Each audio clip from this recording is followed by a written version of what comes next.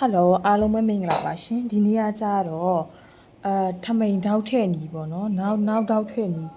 ထမိန်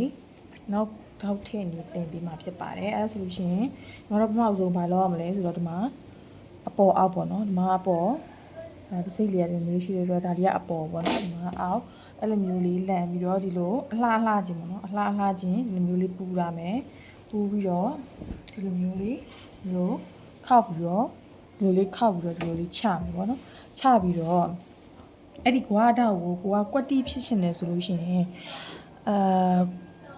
ကွက်တိပေါ့နော်တင်အတိုင်းတင်နေရလေးကိုလှလေးဓာတ်ထိုးရှင်နေဆိုလို့ရှိရင်တွက်ပြီးတော့ထိုးရမယ်ပေါ့နော်တွက်ပြီးတော့ညီမတို့ပုံသေးဆိုလို့ရှိရင်ဘယ်လောက်ထိုးလဲဆိုတော့ပိန်တဲ့လူဆိုလို့ရှိရင်၄လက်မပိန်တဲ့လူဆိုလို့ရှိရင်၄လက်မထိုးတယ်ဝါတဲ့လူဆိုလို့ရှိရင်လေးခွဲတို့ငါးတို့အဲ့လောက်ထိထိုးတယ်ပေါ့နော်အဲ့ဒါကြတော့ခက်မှန်ကြီးနီးနဲ့ထိုးတာဒီကလို့ကွက်တိထိုးချင်တယ်ဆိုလို့ရှိရင်စားရမယ်ပေါ့နော်ဘယ်လောက်စားရမလဲဆိုတော့ခါးကိုလေးနဲ့စားခါးကိုလေးနဲ့စားရမယ်သူ့ခါးကဘယ်လောက်ရှိလဲသူ့ခါးက30နဲ့လက်မနဲ့ဆိုလို့ရှိရင်စင်တီနဲ့ကြတော့89ပေါ့နော်လက်မနဲ့ဆိုလို့ရှိရင်31လောက်ရှိတယ်31ကိုညီမတို့က4နဲ့စားပါပေါ့နော်4နဲ့စားမှဆိုလို့ရှိရင်9နဲ့6စိတ်လောက်ရမယ်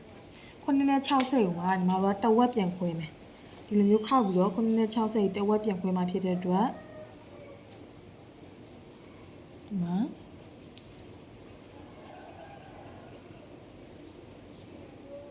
3နဲ့9စိတ်လောက်ရမယ်3 9စိတ်လောက်ရမယ်တဝက်လောက်ဆိုတော့ညီမတို့က3 9စိတ်လောက်ဖြစ်မယ်ဒီမှာအဲ့ဒါကိုညီမတို့တတ်မှတ်မယ်အဲ့ဒါဆိုလို့ရှိရင်သူကကွက်တိနော်3 9စိတ်ဒီဘက်ချမ်းအောင်လည်းညီမတို့ကမှတ်လိုက်မယ်နော်ဒီဘက်ချမ်းအောင်လည်းမှတ်ပြီးတော့ဓာတ်ကိုဘလောက်ထားမလဲဆိုတော့ဓာတ်ထားတဲ့နေရာမှာလည်းပိန်တဲ့လူနဲ့ဝါတဲ့လူနဲ့ကြည့်ရမယ်ပိန်တဲ့လူဆိုလို့ရှိရင်ဓာတ်က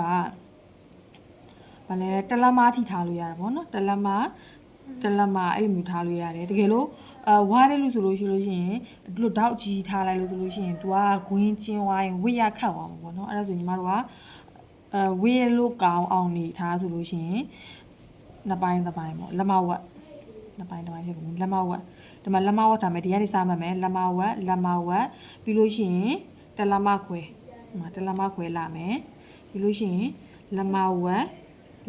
ဒီကြားတလက်မခွဲကကြတော့အဲ့ဒါပုံတည်ပဲနော်ပြီးလို့ရှိရင်ညီမတို့ကဓာတ်ထည့်မယ်ဓာတ်ထည့်လို့ရှိရင်ဒီရဲ့အတွင်းဓာတ်ကိုညီမတို့ကဘယ်လောက်ထည့်မလဲဆိုတော့အတွင်းဓာတ်ကိုရှည်ပြီးတော့အပြင်ဓာတ်ကတိုးရမှာဖြစ်တဲ့အတွက်အတွင်းဓာတ်ကိုညီမတို့က9လက်မလောက်ထည့်မယ်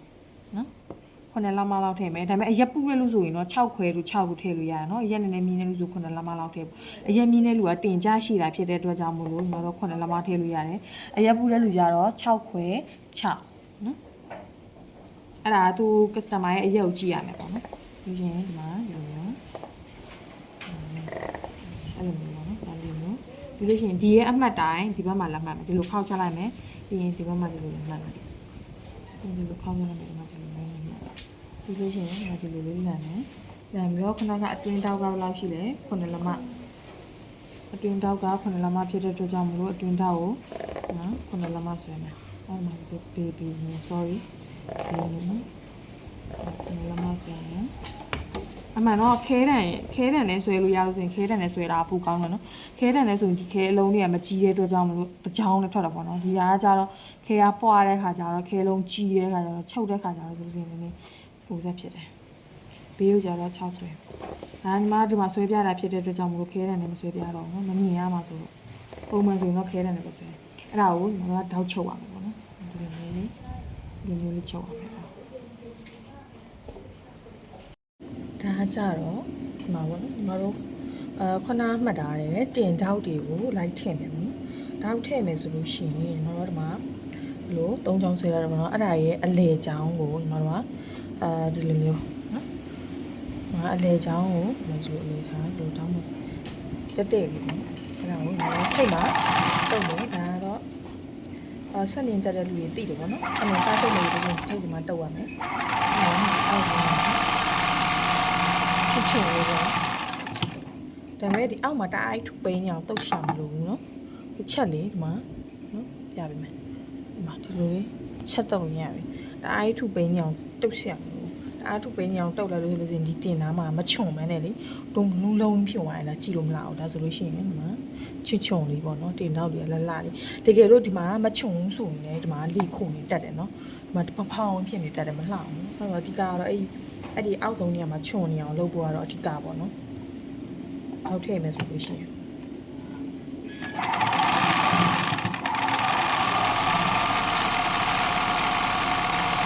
အပြင်တောင်းတစ်ချောင်းကအပြင်တောင်းတစ်ချောင်းပဲရှိတယ်အဲ့ဒါကတော့ဘာတောက်တစ်ထည့်ပေါ့နော်အတွင်းတောင်းတစ်ချောင်းကတော့အပြင်တောင်းတစ်ချောင်းထောက်ရှိပါတယ်ရှင်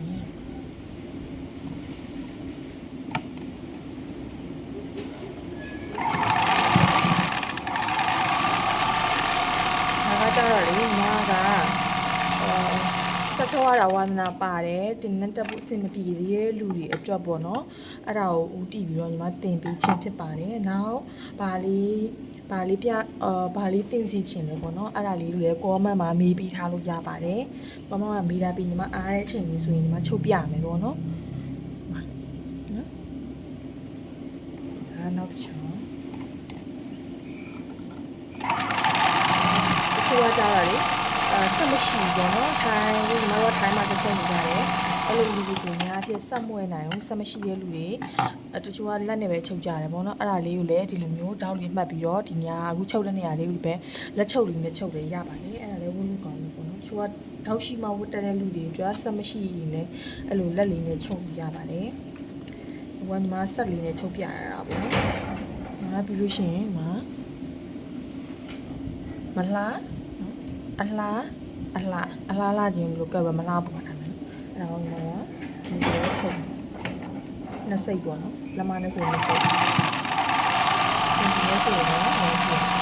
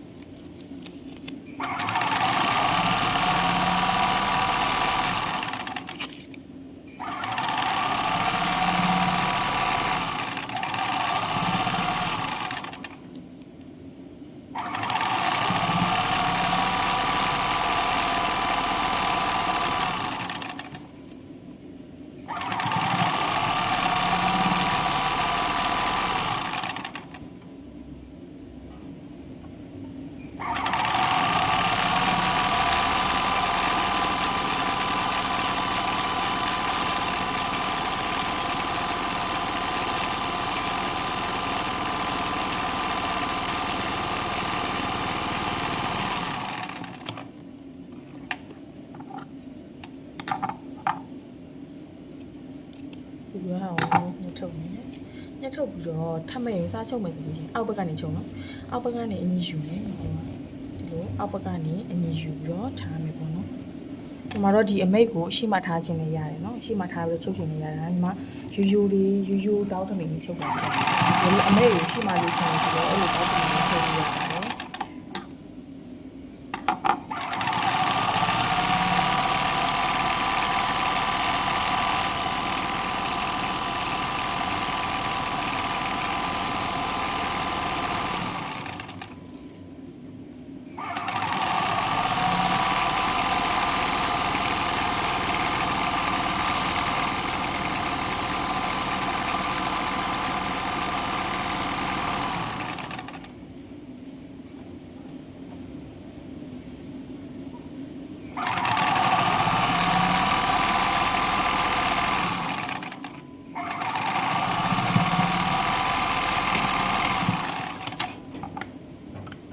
ရှင်ညီမတို့ကတော့ချုပ်ပြီးပြီပေါ့နော်ပြီးလို့ရှိရင်ဒါကိုပြီးနံပါတ်ဓာတ်ဆက်လေးလိုက်ပေါ့နော်အဲ့ဒါဆိုလို့ရှိရင်